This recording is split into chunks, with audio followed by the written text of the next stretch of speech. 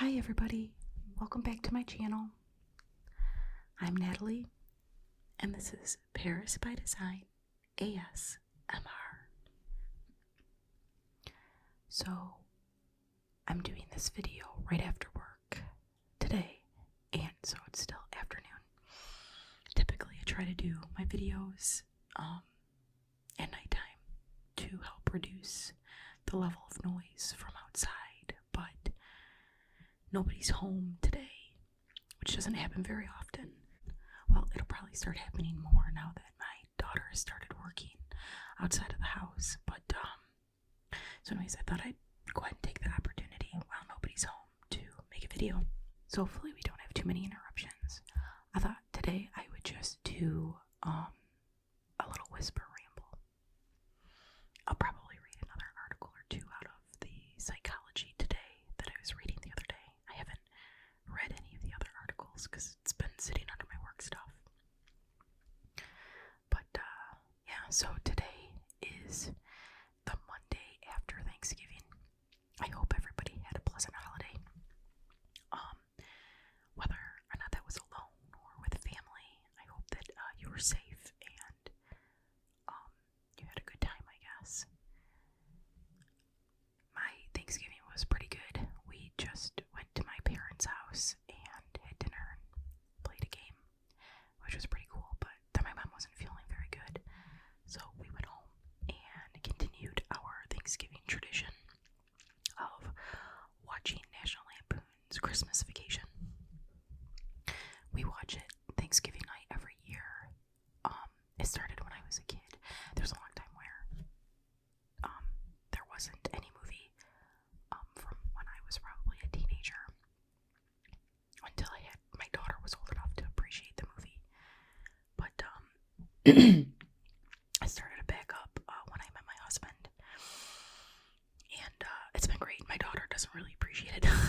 She doesn't understand why we watch Christmas Vacation on Thanksgiving. And though I've tried to explain it to her that it's just a tradition, it doesn't sit well with her. Truth be told, the only reason we watch it on Thanksgiving is because when the television started playing it, they played it on Thanksgiving. They played it during Thanksgiving, so that's kind of why it's stuck that way. But anyway, so we had a good Thanksgiving. We took my dad out to dinner Saturday night to get tacos, and then we went out again yesterday night with my mom and my stepdad again. So that was kind of cool. Got to see family a lot this weekend, which doesn't happen that often. So I got my hair cut this weekend, which is why I have this hat on. Though I like the haircut, I've never had hair this short before, and I don't know how to really tame it. So I'm kind of waiting for it to grow back a little bit so that I can get it to like sit flat. So like I was at work today and I had to be on camera, and my boss was like, "Are you cold?" I was like, "No, I have a haircut that I don't know how to manage right now." So probably a week and everything will even itself out. So if I do another video before then, you'll see my hat on again. But also, admittedly, it's really cold on the back of my head. Okay, so I have this unmanageable haircut. But anyways, I'm glad I got it cut though.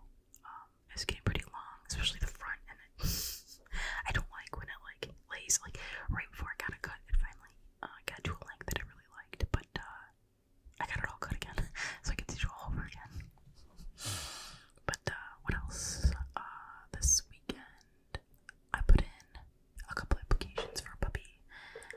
We have 2 rescue dogs here at the house already. They're both 5. It's bizarre. One was born here in the state that I live, and the other one was born in Puerto Rico. And he was shipped up here to the rescue that we got him from. And they look very similar, just different colors. Our girl is like a brindle color. She, I think, is like a bloodhound mixed with a lab. Though sometimes when she smiles, she looks very similar to a terrier, to a pit bull.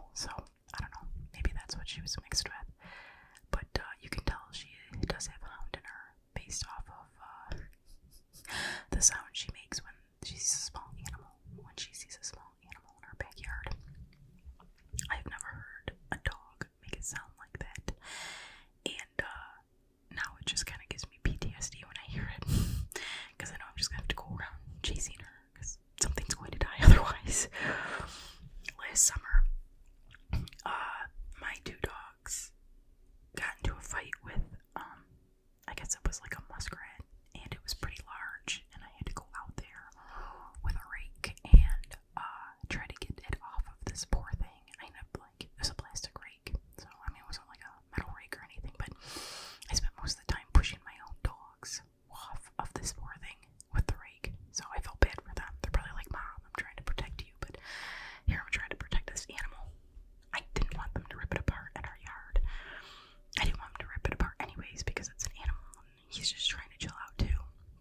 But I had a back injury at the time that just ended up so much worse because I was running around with this stupid rake and the thing was like, you know, charging after me because he thought I was trying to hurt it, and it was lunacy. It seemed like it lasted for like forever, this fight, because we'd only get a few feet. He'd run and then the dogs would jump on him.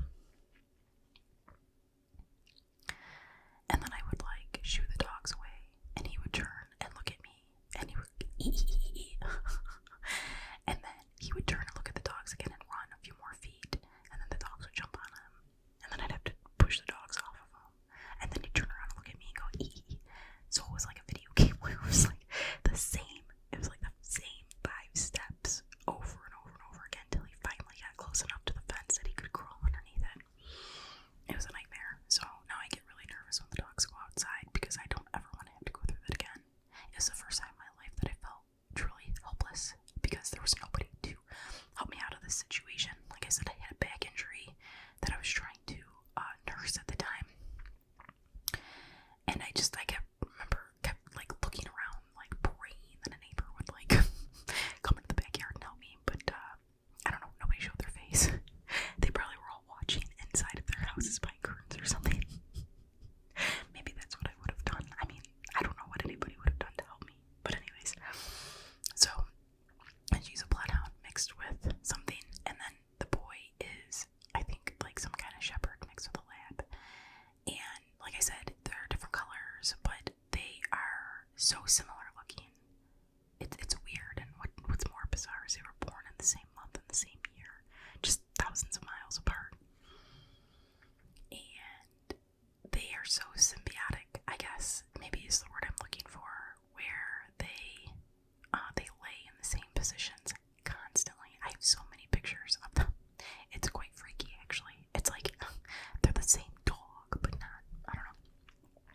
But anyways, so we have these two dogs, and we have a senior cat. He's like 13, and I'm actually starting to kind of worry about him because he's throwing up all the time. We've taken him to the vets, and they tested him and everything, and all of his vitals are fine or whatever, but he just throws up all the time, and he doesn't throw up like conveniently, you know what I mean, like in the same spot. He'll go behind the couch and throw up, or he'll go behind the chair and throw up, or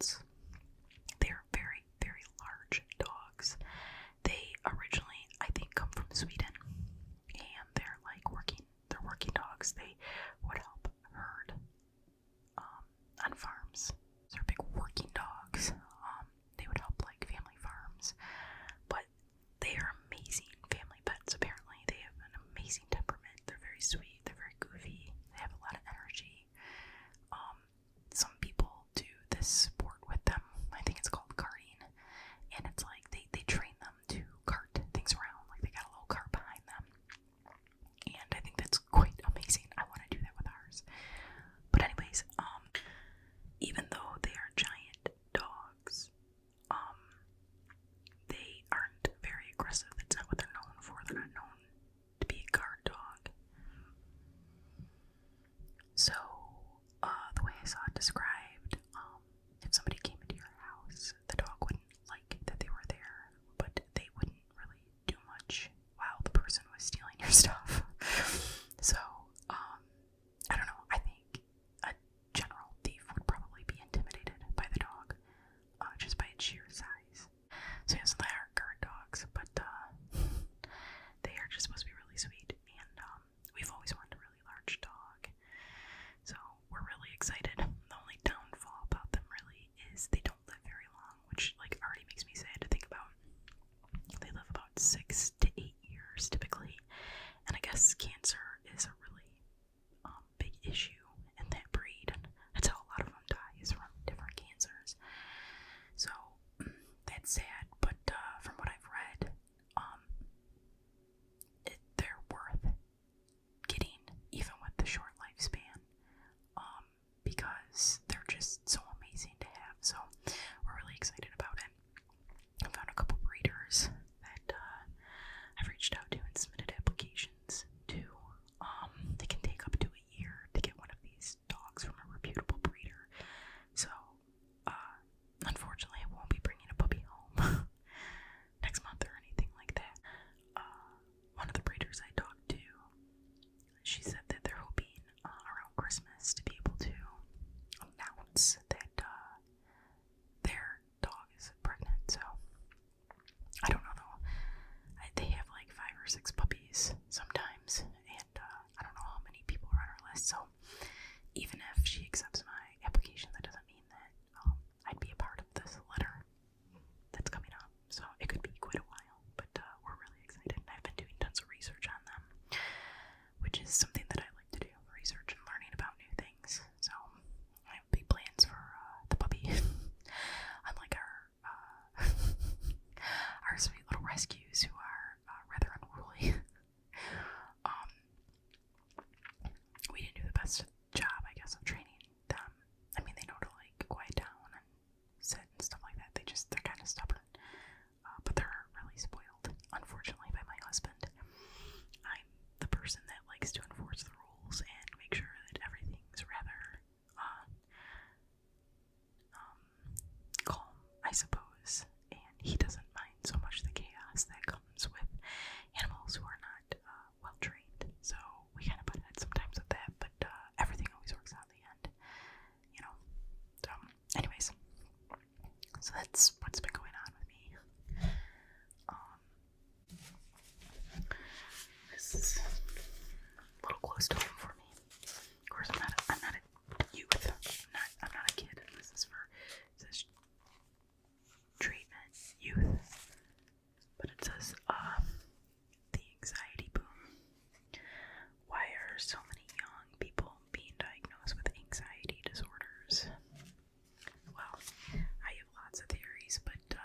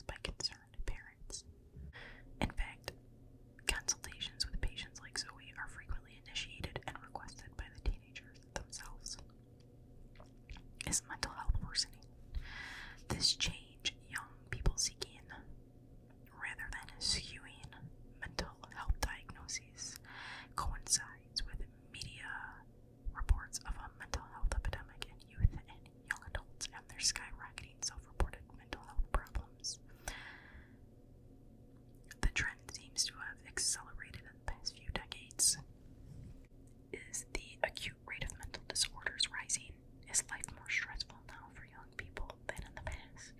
A confounding fact, there does not appear to be much of a rise in the rate of major mental illnesses such as schizoaffective disorder. Data show that the rates of such conditions have remained fairly stable over the same period of time. A shift in definitions. Many mental health problems lie at the boundary of normal and abnormal, psychological distress that may be normal but intense reaction to stress. To be clear, such distress is far... Sorry, I got a text from my daughter. She's at work and she's not a big fan of sitting around for hours and hours, so she's doing a countdown. Anyways, to be clear, such distress is far from trivial, but it is not wise or helpful to equate this distress with suffering from a mental disorder and with needing a medical diagnosis and treatment.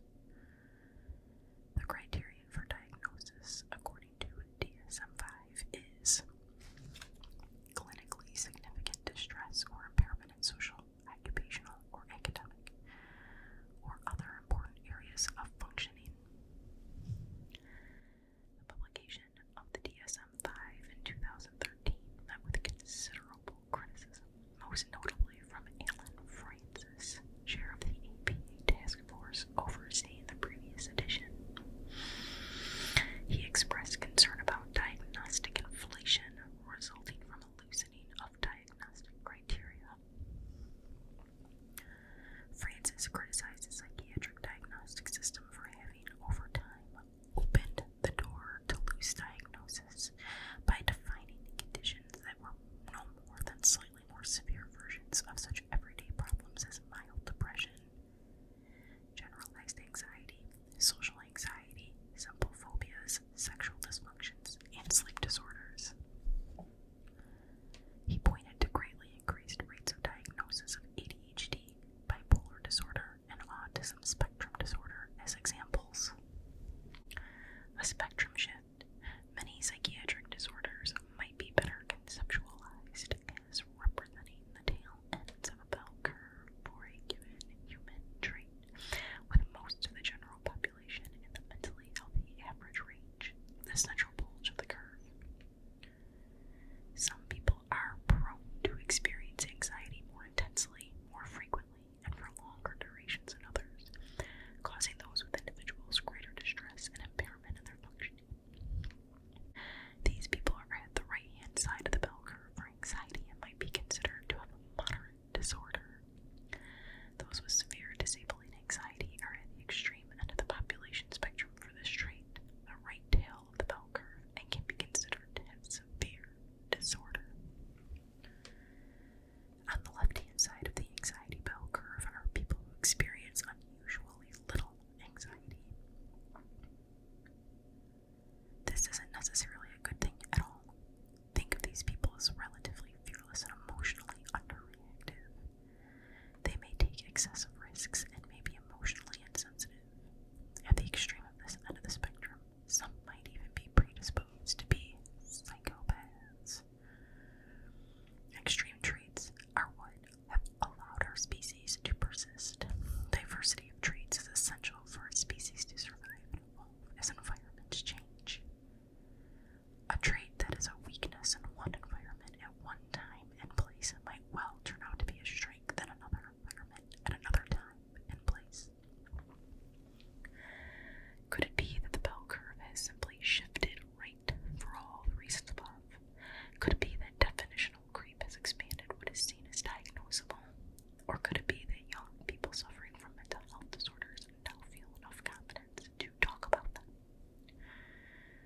Each of these may very well be the case, but it may also be true that the cultural changes in society are significant enough that young people, now able to talk fluently about mental health, are looking to medicine as a way to explain the normal and painful parts of life. Something has changed. So that article was by Ralph Lewis, MD, who is a psychiatrist and an assistant professor in the Department of Psychiatry at the University of Toronto. He brings up some really good points.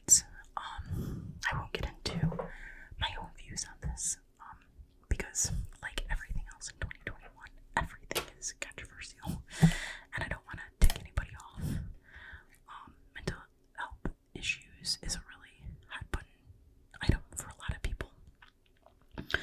And everybody has very passionate opinions these days, so I don't want to polarize this channel, but I don't know, if it's something you disagree with, you know, his points of views or whatever, you know, it's okay to disagree. But it's okay to disagree. But I don't know, you should still don't just discount what you know, a person, people shouldn't discount what they don't agree with just because they don't agree with it. You know, there have been a lot of things in my life that I completely disagreed with. But as I got older and I gained more experience in life, I realized it was quite wrong when I was younger. And the opinions I held back then were wrong for one reason or another. Or maybe just not realistic. So now that I'm older, I spend a good amount of time thinking about things that I have opinions on, and I try to always look at all sides to figure out why people have the opinions they have on that. And yeah, there have been a lot of times where I flipped what I was thinking was right or wrong based off of really good arguments that other people gave. So I wish everybody could do that. I know it's really hard when we have our heels dug into what we believe, but if we could all get back to that part or that place where we could argue our points better, we would all be better for it. But anyway, so that was a good article. It's a good thinker, you know. Jeez, what is that? So anyways, that's all I have for tonight. I don't know, I'll probably get on maybe tomorrow or something. I have to start putting out more content. I slowed down because I had COVID and then the holiday came up or whatever, but I'm going to try to do this here more regularly again. So thanks for coming by. If you haven't yet, please like the video and subscribe. And, you know, leave me a comment. Let me know what you think about the channel, or what you would like to see me do more of, or what I do that kind of sucks,